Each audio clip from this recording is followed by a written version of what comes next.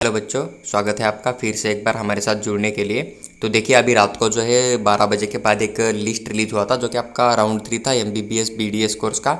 तो उसका जो राउंड 3 का सिलेक्शन लिस्ट था, अलॉटमेंट लिस्ट था, तो वो रिलीज हो चुका था। देखिए, अभी यहाँ पर आपके सामने एक रूल है कि आपको यहाँ पर राउंड 3 के अंदर एक तो बच्चों को सीट अलॉटमेंट हुआ होगा, या फिर आपके नेम के सामने नो चेंज आया होगा, या फिर आपको यहाँ पर मतलब वही कॉलेज फिर से मिला है एक तो, या फिर आपको बेटरमेंट नहीं हुआ है, या फिर बेटरमेंट हो चुका है, या फिर आपको जो न्यू सीट अलॉटमेंट हुआ है। तो अभी आपको क्या करना होगा उसके बारे में हम सीधा डिटेल में बात करेंगे। अगर राउंड 3 के अंदर अगर आपको एमबीबीएस नहीं मिलता है प्राइवेट या गवर्नमेंट कॉलेज के अंदर, या फिर बीडीएस का सीट अलॉटमेंट नहीं हुआ है, तो अभी नेक्स्ट प्रोसीजर क्या रहेगा आपको पार्टिसिपेट करने के लिए नेक्स्ट राउंड के अंदर। या फिर अगर आपको सीट अलॉटमेंट हुआ है मान लीजिए राउंड 3 के अंदर एमबीबीएस का या फिर बीडीएस का, तो आपके लिए क्या रूल है गवर्नमेंट के, तो उसके बारे में हम पूरा डिटेल में चर्चा करेंगे। साथ ही साथ आपको यहाँ पर मतलब बेटरमेंट के लिए जा सकते हो या नहीं फोर्थ राउंड के लिए। उसके बाद आपको यहाँ पर फीस कितना देना पड़ेगा, डिमांड ड्राफ्ट कैसा बनाना पड़ेगा, उसके बाद आपको यहाँ पर डॉक्यूमेंट कौन कौन से देने पड़ेंगे यहाँ पर और किस तरह से देने पड़ेंगे, उसके साथ आपको जेरोक्स कितना देना पड़ेगा, ओरिजिनल कितने देने हैं, पेन ड्राइव के अंदर कितने साइज़ में आपका डॉक्यूमेंट लेके जाना है, साथ ही साथ आपको यहाँ पर कितने जेरोक्स साथ में रखने हैं, पासपोर्ट साइज के फोटोग्राम कितने रखने हैं, तो पूरा डिटेल में बात करेंगे हम। पूरा वीडियो देखिए, आपका हर एक डाउट यहाँ पर क्लियर हो जाएगा। देखिए, उससे पहले कुछ पॉइंट को समझ लीजिए। मान लीजिए कि अभी आपके नाम के सामने यहाँ पर मतलब वही राउंड 3 नो प्रिफरेंस दिख रहा है ना, इस बच्चे के नेम के सामने कॉलेज का नाम है और सामने नो राउंड 3 प्रिफरेंस दिख रहा है ना, तो इस बच्चे ने यहाँ पर राउंड 3 के अंदर कोई भी चॉइस नहीं दिया था। नीचे देखोगे तो BJMC Pune retention RET mention आ रहा है ना, तो इसका मतलब ये होता है कि इस बच्चे ने यहाँ पर रिटेंशन फॉर्म दे दिया है। यहाँ पर एक स्टूडेंट दिखाई देगा कि इसको सेलेक्टेड बाय एमसीसी, यानी कि इसको एमसीसी के थ्रू सिलेक्शन हो चुका है, इन्होंने यहाँ पर मेंशन किया हुआ आपको दिखाई देगा। देखिए, नीचे कुछ बच्चे ऐसे भी मिल जाएंगे आपको कि उनको मतलब नो चेंज आया होगा, उनके नाम के सामने आपको नो चेंज दिखाई देगा। देखिए, जैसे कि ये बच्चा है, इसको एक सेमी गवर्नमेंट कॉलेज मिल चुका था जो कि अहमदनगर का, तो इसके नाम के सामने नो चेंज आया है, तो इसका बेटरमेंट नहीं हुआ है, उसको वही कॉलेज फिर से अलॉट किया हुआ है। इस बात को आप थोड़ा समझ लीजिए।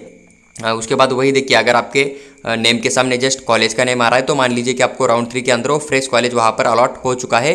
आपके नेम के सामने यहाँ पर ईएमडी आ रहा है, तो ईएमडी का मतलब होता है कि ईयर मार्किंग डोनर। आप यहाँ पर नीचे भी देख सकते हो, देखिए ईएमडी एंड ईएमआर का मतलब क्या होता है। जो कि आपका ईएमडी होता है तो ईयर मार्किंग डोनर होता है, और ईएमआर का मतलब क्या होता है कि ईयर मार्किंग रिसीवर होता है। अगर आप पूरा पीडीएफ ध्यान से पढ़ोगे, नीचे वाले पॉइंट पढ़ोगे, तो हर एक कोटा का आपको यहाँ पर मीनिंग मिल जाएगा। जैसे कि आईक्यू मतलब इंस्टीट्यूशनल कोटा होता है, माइनॉरिटी कैंडिडेट्स होता है, ओआरपी मतलब ऑर्फन होता है, उसके बाद D1 म्हणजे डिफेंस 1, D2 का मतलब डिफेंस 2, तो पूरा आपको यहाँ पर दिखाई देगा।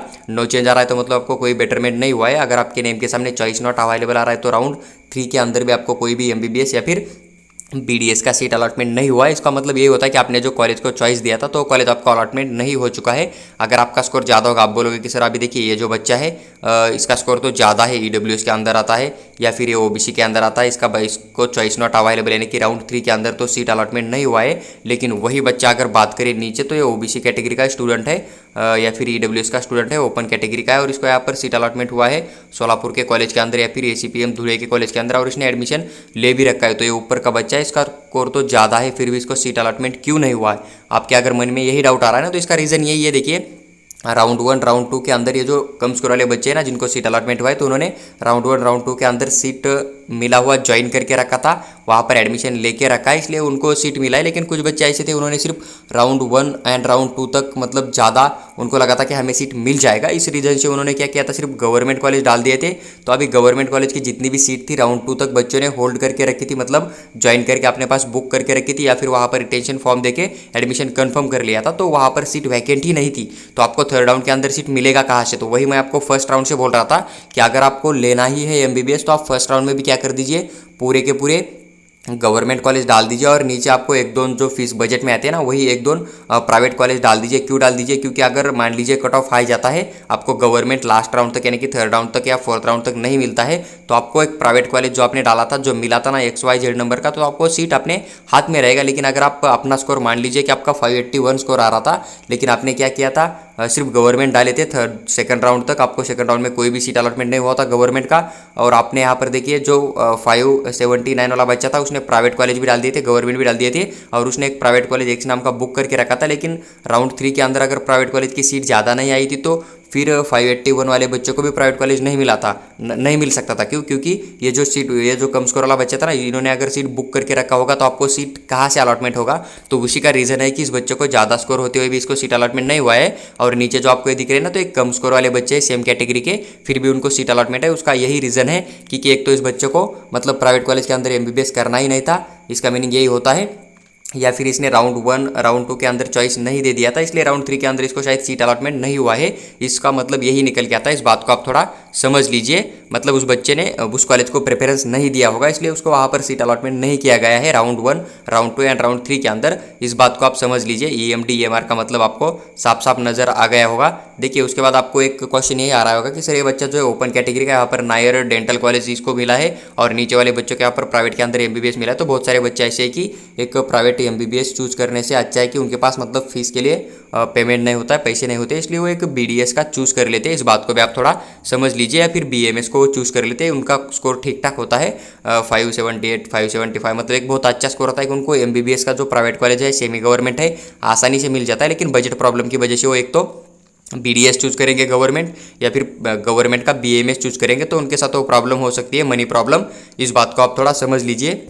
देखिए अभी अगर आपको सीट अलॉटमेंट हो गया होगा तो आपको क्या करना है। सीट अलॉटमेंट अगर आपको नहीं हुआ है राउंड 3 के अंदर MBBS BDS का, तो आपको सिर्फ वेट करना है राउंड 4 का, और राउंड 4 के अंदर आपको फिर से चॉइस फिलिंग करना है, तभी आपको यहाँ पर राउंड 4 के अंदर जो है सीट अलॉटमेंट किया जाएगा MBBS BDS कोर्स के लिए। अगर आपको राउंड जो आप भी हुआ था 1 BMS BHMS का, तो उधर आपको सीट अलॉटमेंट हुआ होगा, तो आप वो सीट ज्वाइन करके भी इधर पार्टिसिपेट कर सकते हो, कोई प्रॉब्लम नहीं आएगा राउंड 4 के अंदर MBBS BDS के लिए। या फिर 4th राउंड MBBS BDS का खेल के भी आप जो है उधर 3rd राउंड के लिए BMS के लिए जा सकते हो। लेकिन फिर भी मेरा पर्सनली सजेशन यही रहेगा कि राउंड 1 के अंदर अगर आपको BMS का गवर्नमेंट कॉलेज मिला है, यहाँ पर राउंड 3 के अंदर कोई भी आपको MBBS का गवर्नमेंट प्राइवेट कॉलेज नहीं मिला है, तो आप राउंड 1 का BMS का सीट ज्वाइन कर लीजिए, अपने हाथ में रखिए, और आप यहाँ पर जो है 4th राउंड जो भी हो जाएगा MBBS BDS का, उसके साथ खेलिए, वो प्ले कीजिए। वहाँ पर सीट अलॉटमेंट हो गया है तो ठीक है, आप BMS का सीट छोड़ दीजिए, अदरवाइज आपको एक सीट आपके हाथ में रहेगा, आप सेफ जोन में रहोगे, क्योंकि स्ट्रे वैकेंसी राउंड के अंदर ज़्यादा सीट नहीं आएंगे। इस बात को आप समझ लीजिए, क्योंकि 3rd राउंड के अंदर ही OBC कैटेगरी को लगभग 4 के आसपास ही सीट अलॉटमेंट हुआ था, जनरल एंड वुमन कोटा का मिलाकर। तो 4th राउंड के अंदर आपको क्या ही सीट देखने को मिल जाएगा, इस बात को आप थोड़ा समझ लीजिए।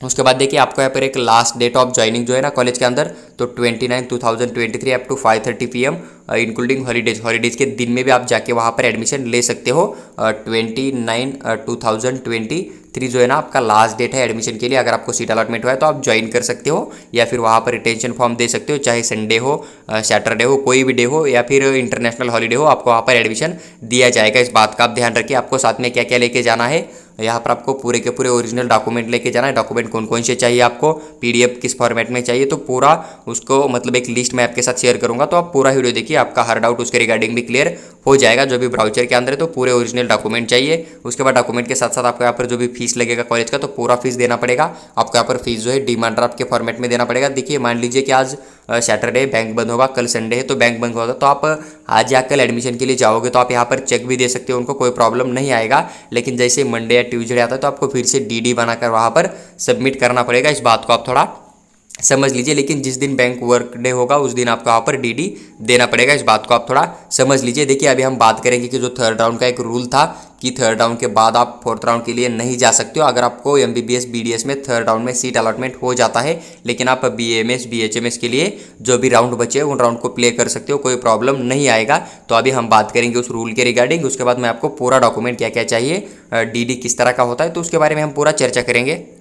तो कैप राउंड 3 का जो प्रोसेस है, यहाँ पर आपको कुछ रूल नजर आएगा। ये कि जो पूरा मैंने आपको पहले ही एक्सप्लेन किया था, एक वीडियो डाल दिया था कि कैप राउंड 3 के लिए क्या क्या रूल है, तो उसके बारे में मैंने आपके साथ डिटेल में चर्चा किया था, तो वही फिर से हम बात करेंगे। आपको बस यहाँ पर एक ही लाइन पढ़ाना चाहता हूँ मैं। देखिए जो कि पूरे रूल थे वो तो मैंने एक्सप्लेन कर दिया था, लेकिन ये लाइन एक बार आप रीड कर दीजिए कि after the allotment seat round 3 candidates will not be eligible participate any further rounds for state counselling process. देखिए अगर आपको राउंड 3 के अंदर कोई सीट अलॉटमेंट हो जाता है तो आप आगे जितना भी 4th राउंड होगा, 5 राउंड होगा, तो उसके अंदर आप पार्टिसिपेट नहीं कर सकते। या फिर आपका जो लास्ट राउंड भी हो जाएगा, मान लीजिए कि बहुत ज़्यादा सीट वैकेंट रहेगी BDS प्राइवेट के, तो आपको यहाँ पर 6 राउंड तक भी राउंड देखने को मिल जाएगा। तो आप नेक्स्ट अभी थर्ड राउंड के आगे कौन सा भी राउंड कंडक्ट होगा ना, तो वहाँ पर आप एलिजिबल नहीं हो, आपका नेम सीधा यहाँ पर इन्फॉर्म किया जाएगा एमसीसी को। इस बात का ध्यान रखिए, इसको आप एक बार फिर से पढ़ लीजिए। अगर आपको सीट अलॉटमेंट हो जाता है तो आप इस प्रोसेस के अंदर नहीं हो। मान लीजिए कि अगर आपने गलती से, देखिए आपका स्कोर मतलब बहुत अच्छा था, आपको एक प्राइवेट एमबीबीएस मिल सकता था, लेकिन आपको एमबीबीएस नहीं चाहता,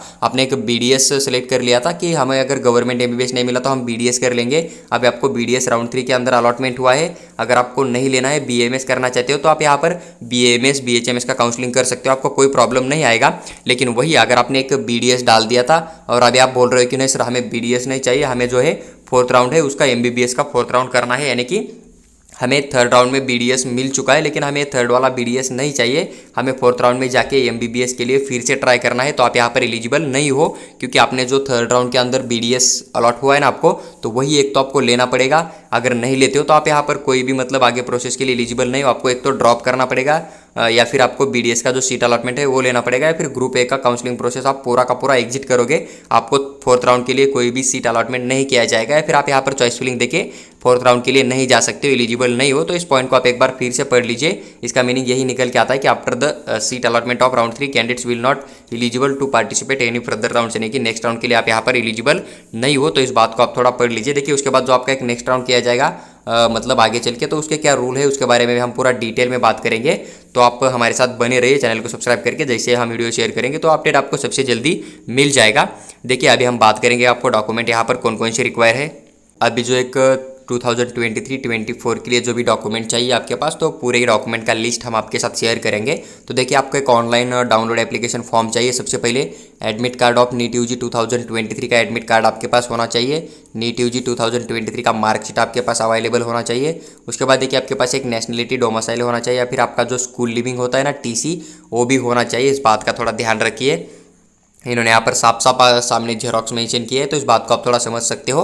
उसके बाद एक डोमिसाइल चाहिए आपके पास, ये एसएससी का पासिंग चाहिए, यानी कि जिसके ऊपर डेट ऑफ बर्थ लिखा होगा वही सर्टिफिकेट आपके पास अवेलेबल होना चाहिए। उसके बाद नीचे देखिए आपके पास एक एचएससी यानी कि 12th क्लास का जो मार्कशीट होता है ना, वो भी आपके पास अवेलेबल होना चाहिए। कास्ट होना चाहिए, अगर आप कैटेगरी के अंदर आते हो तो। उसके बाद वैलिडिटी होना चाहिए, कास्ट वैलिडिटी, वही अगर आप एप्लीकेबल हो यानी कि आप कैटेगरी के अंदर आते हो तो आपके पास वो भी अवेलेबल होना चाहिए। उसके बाद देखिए आपके पास एक नॉन क्रिमिलियर होना चाहिए। नॉन क्रिमिलियर जनरली जो फीजे एनटी के अंदर आते हैं ना बच्चे, उनके लिए होना चाहिए, जो कि फीजे एनटी के अंदर कौन कौन आता है, ओबीसी वाले बच्चे हुआ, जो कि एनटीबी एनटीसी एनटीडी वाले बच्चे जो होते हैं ना, उनके पास यहाँ पर एक आपको नॉन क्रिमिलियर होना चाहिए। उसके बाद देखिए आपको एक टीसी होना चाहिए आपके पास, इस बात का ध्यान रखिए। टीसी मतलब देखिए उन्होंने यहाँ पर 12th क्लास का टीसी का जेरोक्स क्यों बोल दिया था, क्योंकि जेरोक्स आपको ये देखिए कुछ बच्चे ऐसे भी होंगे कि इन्होंने यहाँ पर फर्स्ट ईयर सेकंड ईयर या थर्ड ईयर बीए बीएससी में एडमिशन डाल दिया होगा ना, तो उनको जो है BSc second year BSc third year का भी टीसी आप यहाँ पर दे सकते हो एडमिशन के लिए, या फिर कोई डिप्लोमा कर लिया था आपने तो उसका जो पासिंग टीसी है यहाँ पर आप एडमिशन के लिए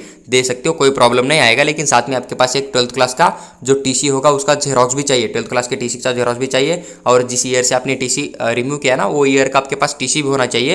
अगर आपका 12वीं के पास ओरिजिनल 12वीं का ओरिजिनल टीसी है तो आपको यहाँ पर 12वीं का ही टीसी देना पड़ेगा, उसका कोई भी जेरोक्स यहाँ पर आपको सबमिट नहीं करना पड़ेगा, और उस टीसी को अटैच आपको जेरोक्स सबमिट करना पड़ेगा, इस बात का ध्यान रखिए। उसके बाद देखिए मेडिकल फिटनेस चाहिए आपको, जो कि आपका एच के फॉर्मेट में होना चाहिए, जो कि आपने सीईटी सेल के ऊपर अपलोड किया था वही आपके पास होना चाहिए। उसके बाद देखिए एक माइग्रेशन होता है डॉक्यूमेंट, तो अगर आपके लिए एप्लीकेबल होगा आपको चाहिए, मतलब आपके पास अगर वो आता है तो आपको यहाँ पर देना पड़ेगा, अगर नहीं है तो आपको कोई प्रॉब्लम नहीं है। देखिए उसके बाद एक गैप एफिडेविट होना चाहिए। जिन बच्चों ने 12th इसी साल पास आउट किया है उनको कोई गरज नहीं, लेकिन लास्ट ईयर या फिर उससे पहले जिन बच्चों ने यहाँ पर 12th पास आउट किया था, आगे एजुकेशन नहीं लिया था, तो उन बच्चों को यहाँ पर एक आपको सेल्फ गैप एफिडेविट देना पड़ेगा।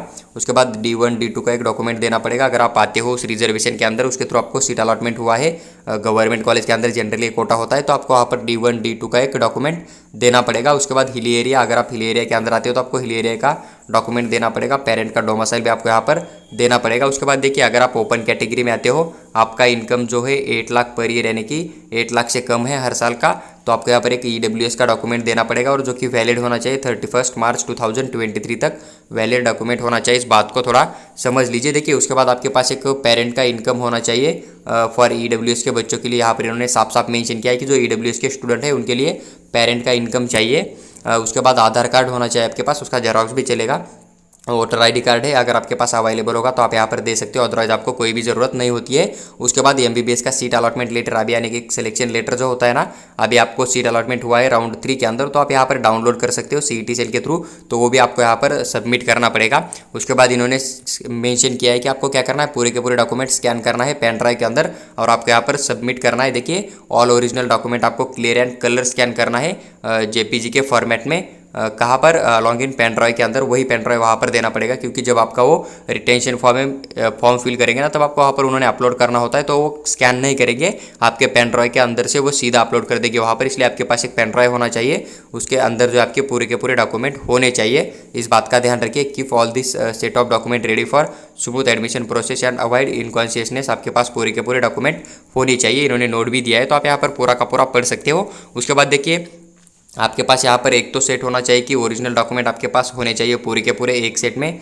यानी कि एक ओरिजिनल डॉक्यूमेंट अवेलेबल होना चाहिए। उसके बाद 3 सेट ऑफ फोटोकॉपीज यानी कि 3 जेरोक्स आपके पास होने चाहिए। ओरिजिनल डॉक्यूमेंट एक होना चाहिए हर डॉक्यूमेंट का और 3 जेरोक्स होने चाहिए। मान लीजिए कि अपने पास टीसी है तो टीसी का एक ओरिजिनल होना चाहिए और साथ ही साथ 3 जेरोक्स उसके आपको यहाँ पर सबमिट करना पड़ेगा। इस बात को आप थोड़ा ध्यान में रखिए।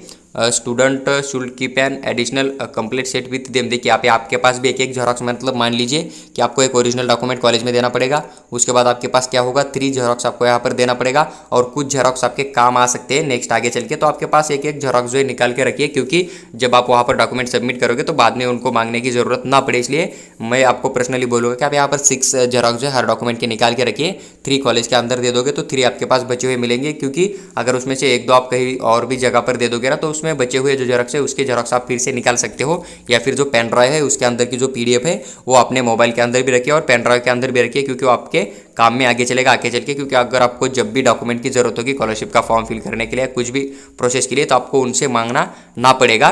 तो देखिए जो भी एक प्रोसेस था एमबीबीएस बीडीएस का, थर्ड राउंड के बाद में आपको क्या करना है तो उसका मैंने विद डिटेल एक्सप्लेन किया है। देखिए अब यहाँ पर थर्ड राउंड में अगर आपको सीट मिलता है तो आप कोई भी बेटरमेंट नहीं कर सकते हो, इस बात का ध्यान रखिए। जो आपको थंबनेल के ऊपर बेटरमेंट का ऑप्शन दिख रहा था ना, तो वो मैंने इसलिए डाल दिया था क्योंकि थर्ड राउंड के बाद आप नेक्स्ट राउंड में नहीं जा सकते हो, खास करके ग्रुप ए के लिए।